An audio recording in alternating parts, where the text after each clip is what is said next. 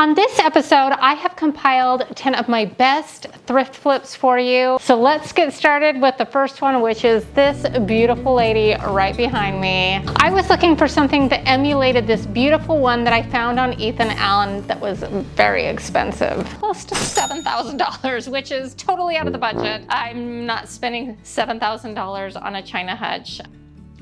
That would be a little painful. So what I've decided to do is try to find one through thrifting. So let's go see what we can find.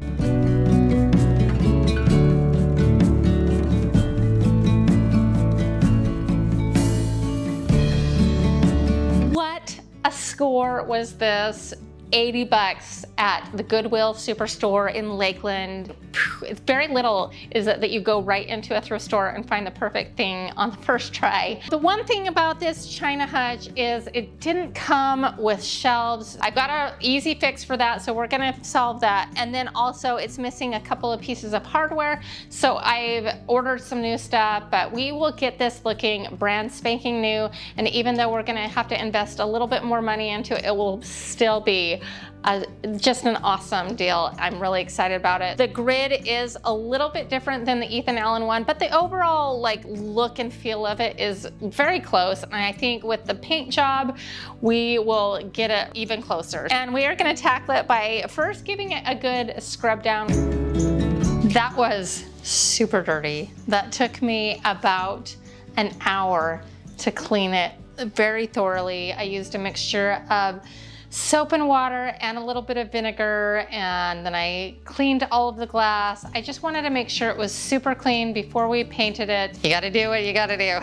Now there's a couple of little repairs that we're gonna make. It's missing some moldings in a couple of places. I couldn't match it up exactly, but we're gonna do the best we can, and I honestly don't think you'll notice in the end. I popped off this piece from that side, and the reason I did that is because we're missing a piece on this side, and this is the dominant side. So we're gonna make sure all of those match. I'm gonna just hot glue this into place kind of on either side because I don't want it to be permanent in case we take this to another home someday and the dominant side is this, then I'll just kind of flip-flop them, if that makes sense. And then I don't know if you can notice right here, but there's a little piece of trim missing there.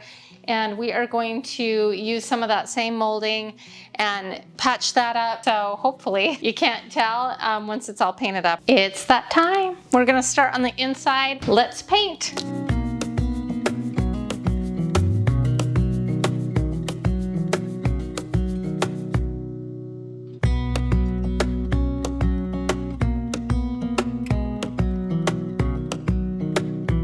How much brighter is this looking? I am loving it so far, and it's just the primer.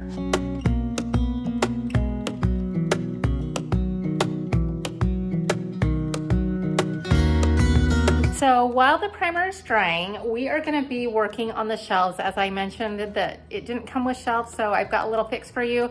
I'm holding the DIY dolly because it involves an iron, and she is terrified of iron, so if you hear her bark in the background, that is why. So what we've got going here is I picked up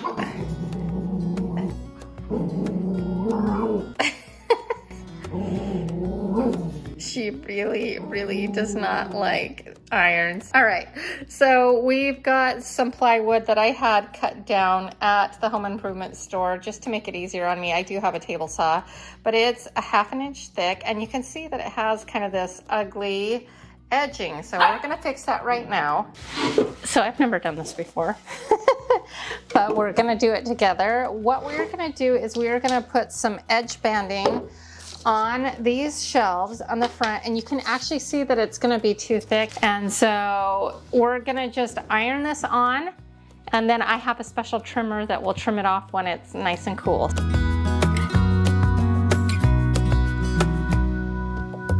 For the exterior, I just paint that in a satin black cabinet enamel. It goes on looking gray, but it definitely deepens up as it dries. It's been a long day. I've been working on this piece for about 10 hours so far, and it's not quite done. and it actually looks a little like a hot mess right now. I've got paint all over the glass. I intentionally did that because I know I can go back in and kind of just scrape it off with a blade. There might be just a couple of areas that I want to touch up tomorrow. So it's the next morning and I'm really happy with the finish of the hutch. What we're going to do is scrape it all clean, get the edges cleaned up. We're going to install the shelves. I'm excited with how it's turning out. Let's finish it up. To finish out our hutch, I attached all the hardware. Some of it's the original, some of it's the old. Since it was mix and match, it didn't all quite match exactly correct. So I took some gold leaf rub and buff and kind of touched up all of the hardware, especially where we had maybe gotten some paint on it. I ended up getting a little bit of gold leaf on the cabinet, which I touched up, painted that. So in the end, the China hutch took about 3 times as long as I thought it would. I'm constantly doing that. I'm miscalculating how long it's actually gonna take. But in the end, I absolutely am thrilled with how it looks. It really echoes the one of Ethan Allen without the hefty price tag. I have about $150 into this, all said, paint, hardware, supplies, all of that, and I'm thrilled. So now it's time for our next DIY, and this one is so easy. You can totally do this. Now my inspiration for this is definitely pots and things that we see off of Pottery Barn and a lot of the other high-end designer websites. What we're gonna do is we took 2 vases that were a little dated or not my taste, and then we are gonna just cover up their designs with some high gloss white spray paint.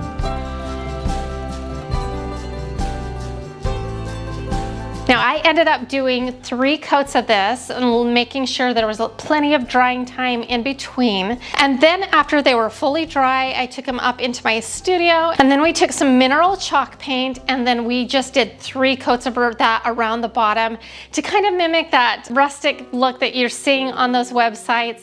And it looks kind of like pottery, like unfinished pottery. And I didn't tape that off at all because I wanted it to kind of look more natural.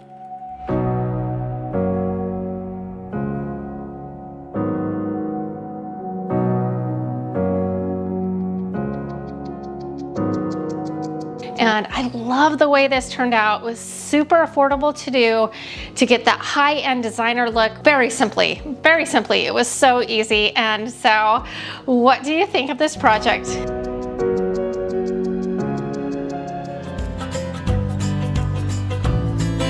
We are going to be doing this nightstand that I got almost a year ago. It has just been sitting, being very patient, waiting for me to do something. Now I know this first flip is going to offend some of you, especially the wood purists out there. I apologize. Yes, we are going to be putting some paint on this wood. In my humble opinion, it's a little bit dated. This actually I think was a nightstand from an old Disney World resort. It's Thomasville. It's a very beautiful, very well built, love it. It's just got a little bit of a dated finish, and so we're gonna update it a little bit. The first thing we need to do is remove that back shield on the back of the wall. I just don't like it, and the other one that I got didn't have it to begin with, so in order to make them match, we're gonna remove this one. And then we're gonna be doing a black color wash. This ended up being a little bit more opaque in the end than I intended. When you typically do a color wash, you want a little bit of the wood to show through. Some of it did end up showing through, but not quite as much as I initially had planned, but I love how it turned out. Let me just preface that. And what you're gonna do is you're gonna take 3/4 of black chalk paint to 1/4 water, stir it all up, put it in a jar, and then just go to town, painting the whole thing. And then you have a wet washcloth handy where you can like wipe some of it off if you feel like it's getting too heavy, and then kind of feather it out. After the initial paint dried, I did 2 coats of a matte spray-on sealer, and I do think chalk paint on furniture absolutely needs to be sealed. I like to use that spray-on sealer, and this is a matte finish. Even though it's a matte finish, it does give it kind of a pretty sheen, and then we let that dry. And so everything is black, the hardware, everything It's super sexy. I love the way this turned out. It kind of gets me motivated to finish that guest bedroom where it's sitting. So maybe that will give me a kick in the pants to finish that up, and I am super excited about it.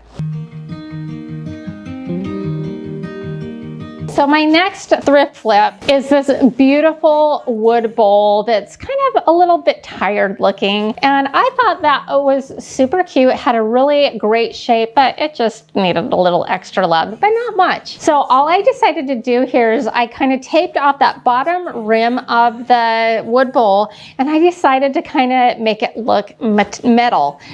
Gold in particular, and I just used some rub and buffed 2 coats on the bottom here, and I actually did the entire bottom, and you'll see why in just a second, because I could have just left that alone and just did the rim and let that dry. And then I took some antiquing glaze that I had on hand and just did a coat of that all the way around and kind of wiped it on really nice.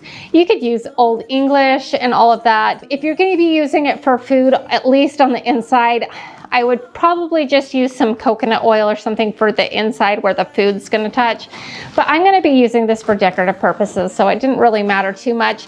And that's it for this thrift flip. Super easy, right? Well, the reason I did the bottom is you can see here, I wanted to show you this one first, is it's really fun to kind of flip some bowls over sometimes and use them as a pedestal base. You can put a beautiful clear platter on it and use it as a place to display cupcakes or whatnot. I didn't show you this here, but you could also use it as a drink dispenser base, which would be super cute. And so there's a lot of options, but for the most part, I'm gonna have it flipped over and use it kind of as a bowl as it was intended for decorative purposes. And I just thrown in some decorative green orbs. I think it's really cute. I can switch this out seasonally. At Christmas time, put in some nice potpourri and things like that, and just kind of switch it out maybe a little bit with the seasons. But wood bowls are really on trend. I really love this, and I love that just little extra metallic finish on the bottom. I love this thrift flip, but what do you think? So for this next thrift flip, my husband was questioning my sanity because I actually found this beautiful candlestick, glass candlestick at a thrift store when we visited Idaho last summer, and I wrapped it up and carried it home in my suitcase. And my husband's like, what are you doing? You're thrifting in Idaho? Well, I thought it was beautiful, and it was $3. And I knew that if I found the right glass jar, that would make a beautiful piece together.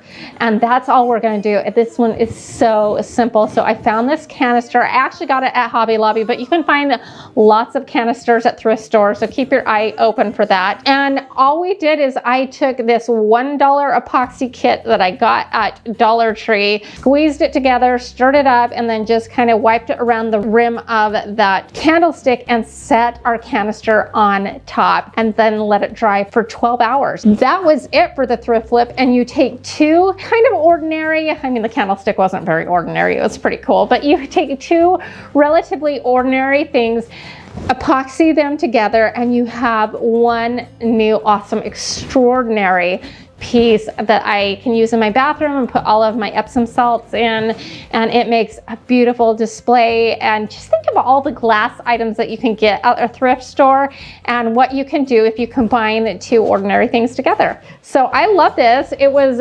super easy to do and just opens a whole bunch of possibilities. So what do you think of that? Coming up, I've got a special tribute project for my Grandma Ruth. My next thrift flip is a floor lamp done 2 ways. So we're gonna do it one way and then we're gonna do it another. So I wasn't a huge fan of the base of this. I just felt like it was black, but it had like some brushed on gold that looked like it had been hand done. So the first thing I did is kind of tape everything I could off, take it outside and sprayed on a flat black spray paint, gave it a nice blank slate. So after that was dry, I came in, added a new shade. Well, it was new, but it was thrifted. I thrifted this shade about a year or two ago, and it's just been sitting in a closet for $4. It looked perfect on this lamp.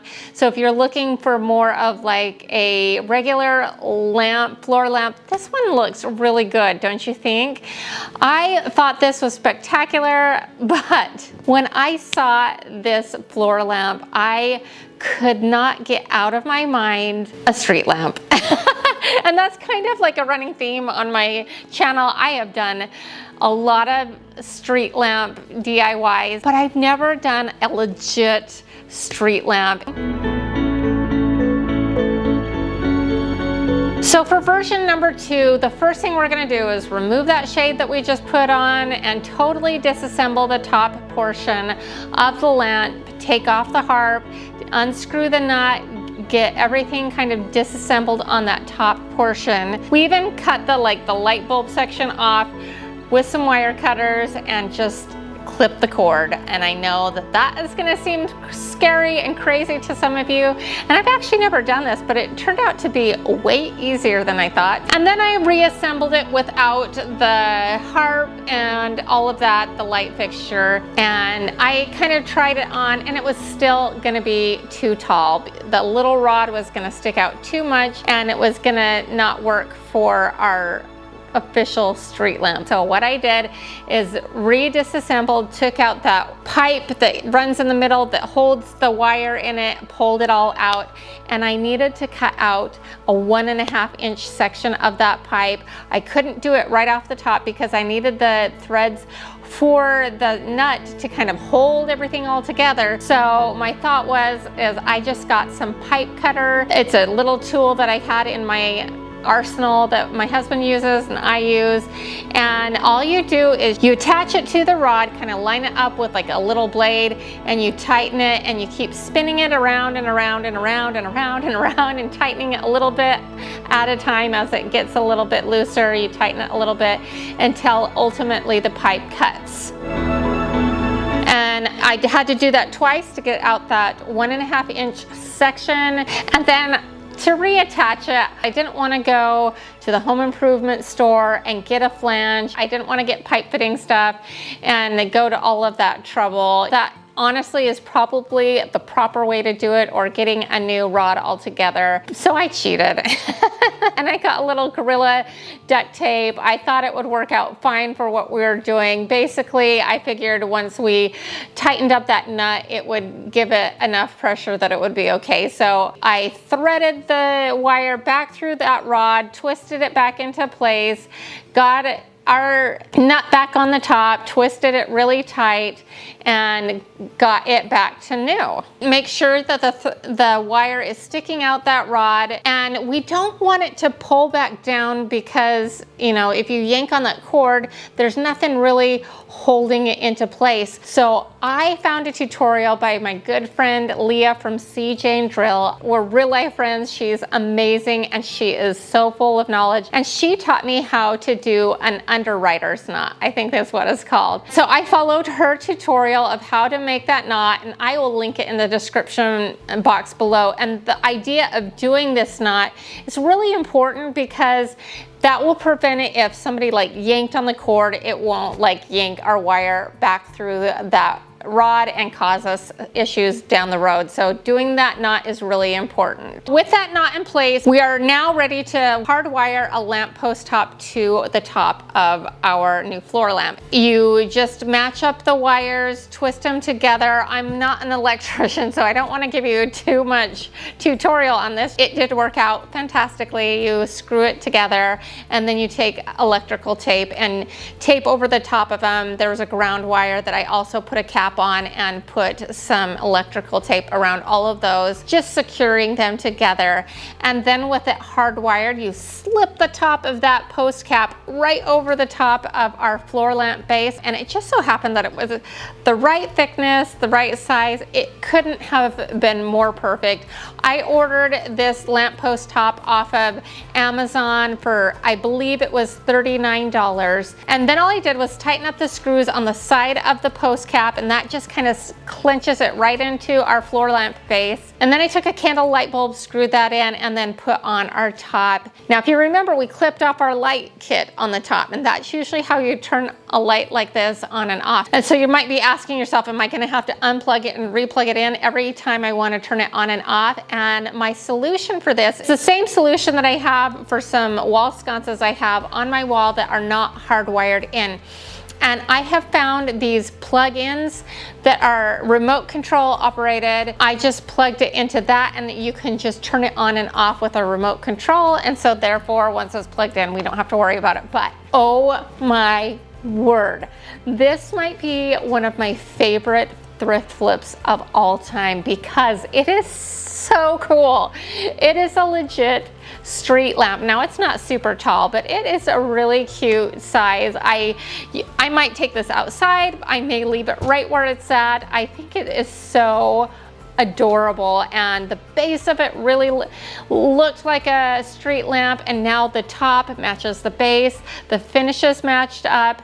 I'm thrilled to say the least, and I think I have maybe $60 into this lamp all said and done, only because the lamp was about $20 to begin with. And then of course we spent about $39 or so on that topper. I don't know, which version did you like better, the traditional floor lamp or this street lamp version? I'm just gonna say hands down, street lamp wins for me, but the other one looked really good too. I love that as well. So next up, I found this, I don't know what it is. It's like a wood spindle. I don't know if it was attached to a bed or what it was attached to at one point. It was attached to something because it had these big giant holes on the side, but it was only $1.50, and I thought I could make something really cool out of this. So the first thing we did is took it outside and cut down the bottom of it to be a little bit shorter and get rid of those little random, I don't know, pieces of wood at the bottom and give us a nice flush bottom. And then I also had some scrap wood left over from another project where I cut down to cover up those giant holes on the side because I didn't want to fill it with like a ton of putty. I just thought that would take forever to dry, then it would cave in, it would just be kind of a hassle, and I just thought there would be a better way. And it just so happened that the wood trim that I had already had some pre-drilled holes in it. I thought that would work out good.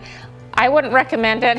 If you find yourself in this situation, just go with a solid piece of wood. It will be a little bit easier when you get to that point. I also cut down a couple of strips of wood to kind of match it all the way around where we were going to be attaching that to kind of give it a decorative element. Then I pulled out my nail gun and my wood glue, and we wood glued the pieces with the holes on first, and then we took some finish nails and nailed that in to cover up those giant holes. I did that on both sides, and then on the front and the back I just took a couple of pieces of the same trim without a hole in it and wood glued and nailed that into place. I did the base, I kind of crisscrossed, found center, kind of traced out where we wanted our spindle to sit on our base, glued it on, and nailed that into place. And then after the fact, it was a rectangle base. I meant to run it in the other direction, but once it was on, I was like, oh, you know, it's not a big deal really. So I just left it as is. And then I used a 3/4 inch wood boring bit to make that hole larger. And honestly, this would have worked out better if there was no hole to begin with.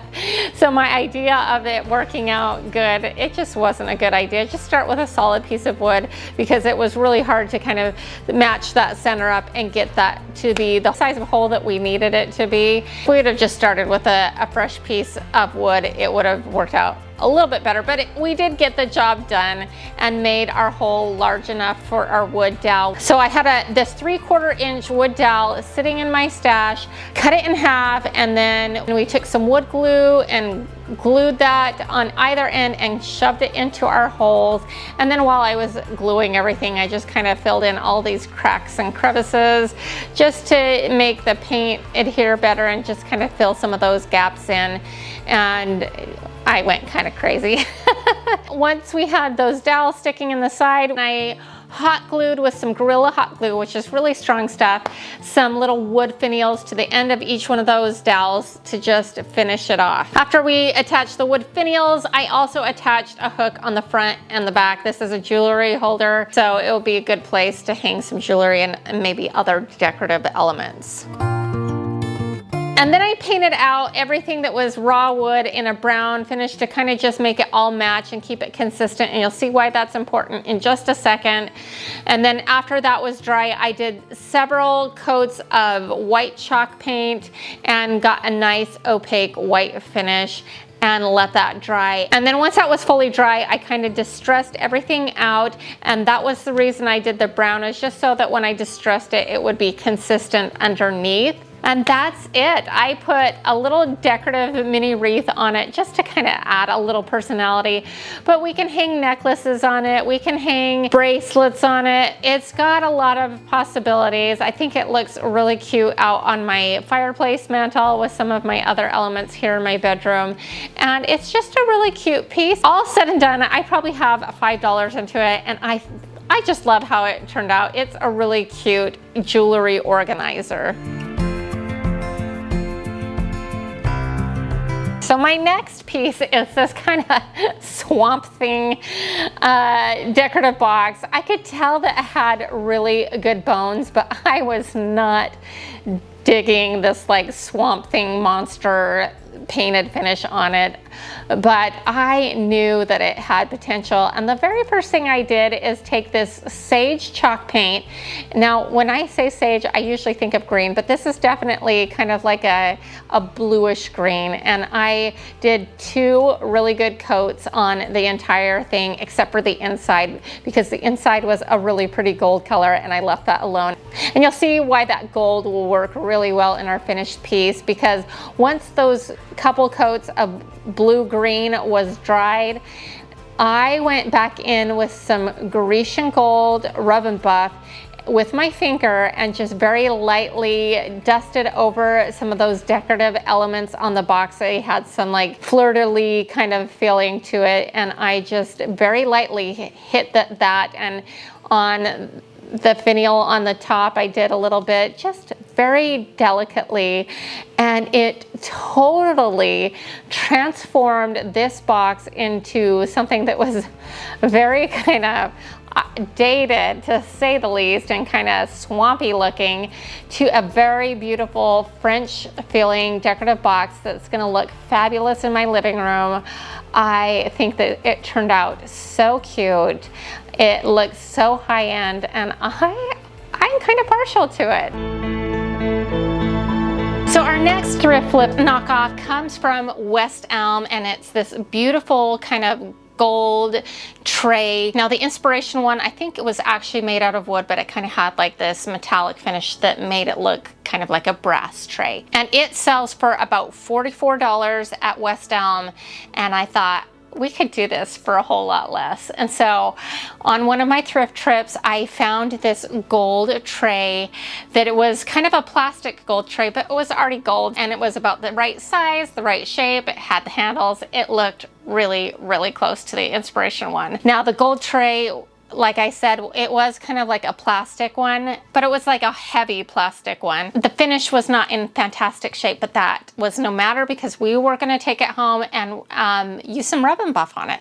And that's what I did, is I took 3 different colors of rub and buff. I believe I used antique gold, Grecian gold, and European gold, and I kind of layer them on one at a time. So I take one color, put that on, take the next, layer that on, and then the next, and layer that on. And then if it was heavy in one spot, I would go back with the one color and kind of just give it this really cool kind of sponged on patina. And I use these little sea sponges for that. I went all the way around, and by the time you were done, you would never guess that this was plastic. It looks so beautiful. In fact, if I might be so bold, I like personally this tray better than the inspiration one. I like the patina of it better. I think it looks a little bit nicer. The sponging effect that they did on the West Elm one is all very consistent, and if you like that, that's great, but I kind of like the variation of my tray versus theirs. But again, it's a very similar look. My end cost, by the time you include the $3 tray that I got at the thrift store and a little bit of rub and buff, which goes a long way, I'm all in at about $4.50 versus the $44 of the original one, not including taxes or anything like that. And I'm about 10% of the cost, and I love those savings. I think it's a really good knockoff. So now it's time for my tribute thrift lip. This one I actually didn't get at a thrift store. This is a silverware box that belonged to my great grandma Ruth, who I've talked about on this channel before. She was extremely meaningful to me and impactful to me in my life. And she's been gone for several years now, and I miss her. But I ended up with this silverware box, and it's a little worse for wear. And I was like, what can I do to this? The inside was just really beat up, but the outside was also beat up. So I wasn't going to use it for silverware. So what I decided to do, and I know my Grandma Hershey would be okay with this, is we are going to turn this into a special keepsake box slash jewelry box, and we are going to monogram it. But the first thing we did is I ripped out all of the blue velvet. It was really tattered, but it was really easy to pull out too. So I pulled out all of that, and the outside of the box and the inside of the box were just kind of beat up. So I took it outside and gave the inside and the outside a really good sanding. I could have done a better job. If I'm being honest, I could have spent a little bit more time sanding it, but it was fine. So after that, I kind of like experimented with a couple of different finishes on the inside of the box. I wasn't really loving anything, so I just decided to just let it be for a minute and go ahead and work on the outside. And I knew I wanted to do a wood monogram. So what I did is I designed a monogram on my Cricut design space, and then I went ahead and cut it out on my Cricut maker in like a thin balsa wood. Super awesome. Now here's where I kind of went wrong. So I decided to just make it go a little bit faster. I was just gonna hot glue the monogram into place. That was a mistake. If you were to do this, just go ahead and use wood glue and glue it to the box. It will be a lot like more flush. I mean, because what ended up happening is the glue kind of lifted it up or raised it, which created like some problems down the road. So just use some wood glue, put something heavy on it, let it dry for several hours, and then move on to the next step. Learn from my mistake. And then I kind of left it overnight, and I'm like, what am I gonna do about the inside? And then it came to me in a dream, or I recalled something that I had. So I came up with a really good idea, but you're gonna have to wait just a second more.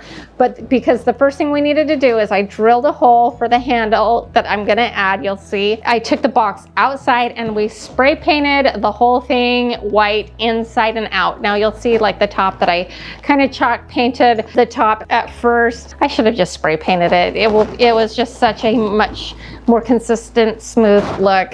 Anyways, spray painting was the way to go. I did 2 really good coats and then like a light 3rd coat. Once that was all dried, I pulled out some stickers that I got at the Dollar Tree a few months ago. They may still have them, but they're peony stickers. Now I know I'm gonna get comments. I'm from the West, we say peony. I've said peony my whole life, but I know that there's a lot of people who have a lot of feelings about that, and they say, no, it's peonies.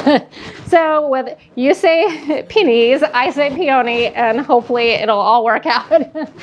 Anyway, so we're gonna stick them in, there's no rhyme or reason. I just kind of stuck them here or there, just the way it looked good to me. I even split one from the lid to the bottom and cut it with a razor blade, and loved that. And then I decided to add this quote. So I cut the following quote out on my Cricut machine in a pink vinyl. And it says, when someone you love becomes a memory, those memories become a treasure. And I thought that this was a perfect quote to put in a memory slash keepsake slash jewelry box. And it's where I'm going to be storing this beautiful locket that belonged to my great-grandmother, was gifted to her by my great-grandpa, and she gifted it to me on my wedding day. And it's this beautiful locket that has a significant meaning. It's such a beautiful piece, and now it has a beautiful box that also belonged to my Grandma Hershey, so it all comes full circle. But to finish out this look, I just added this really cool mercury glass knob that kind of dangles like a piece of jewelry. On the outside, it's kind of sleek, white, with a little bit of glitz of that mercury glass. And then when you open to the inside, it's got a lot of fun and a lot of personality. And I just love this jewelry box, and I hope you like it too. Say something that will make my day, 'cause these memories of her won't go away. Well, I hope you enjoyed this episode. If so, here's 10 more that I think you'll love as well. And if you haven't done so already, consider hitting that subscribe button right here. It's super easy to do, and I would love it if you join the DIY Niner family. And to all of my DIY Niners, I just want to remind you once again that you are more powerful than you know. We'll see you next time. Bye.